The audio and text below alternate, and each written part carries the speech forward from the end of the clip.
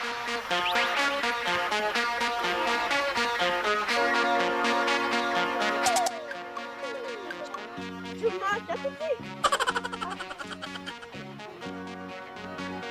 là cười trời. Chị biết nói với xếp ra à?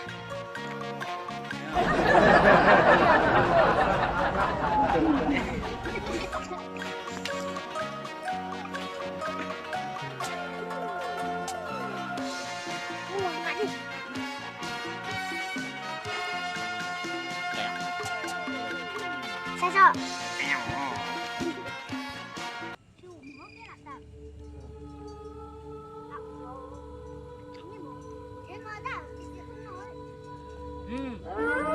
Không sao lấy tiếng hình chạy đi nói chỉ nó kia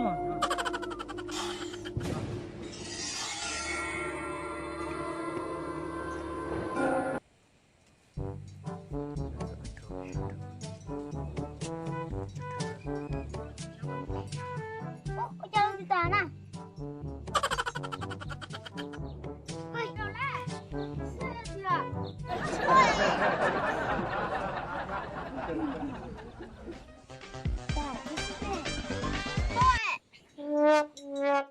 Cái đó lấy là như quân thì qua thì nhân chế na này cái vấn đề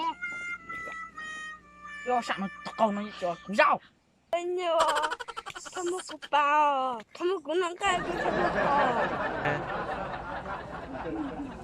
chỉ cho tao nè lúc gì ăn rồi đó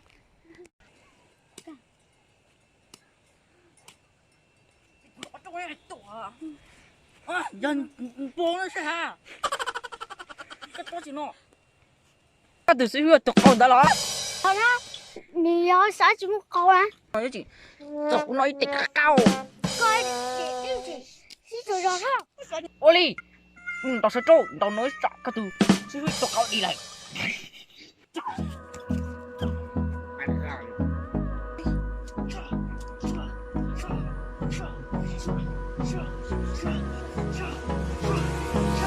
Hold me close till I get up.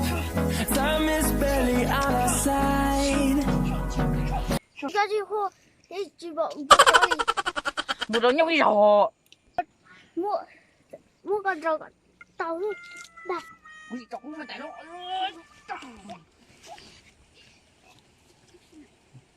ra sao đó coi tôi chỉ chỗ nó cho nó sắp cho cậu á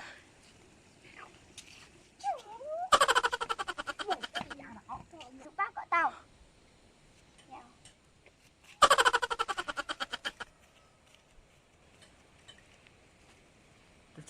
ra con lo nhưng mà con lo sao nói ra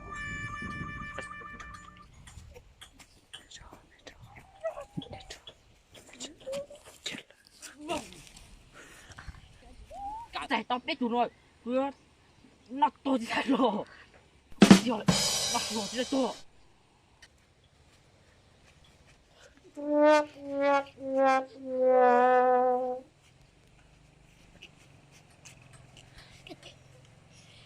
cái nhân con sợ sao xí hầu lại rồi sao có tụi cái tụi lẽ cũng bỏ cái chỉ một cái tôi trời cũng chèo chứ nó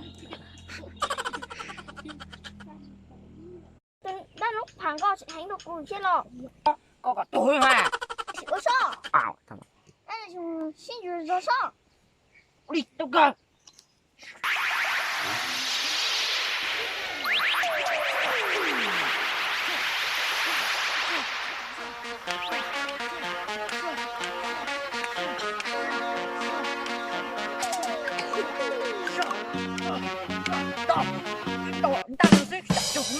đọc tiền đâu tao sẽ con lấy bảo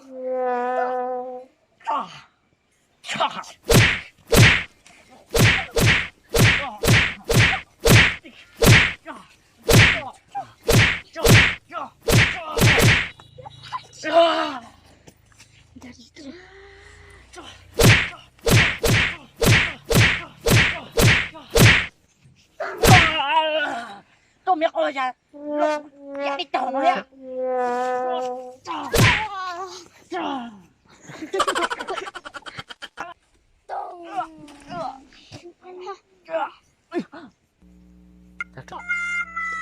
我要把辫子做到这。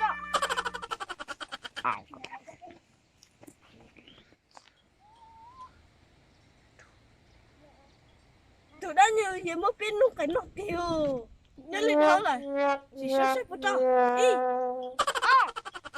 Bê, lâu. Tao sư. Ôi. cái xe lim một xe tụi nhớ không luôn rồi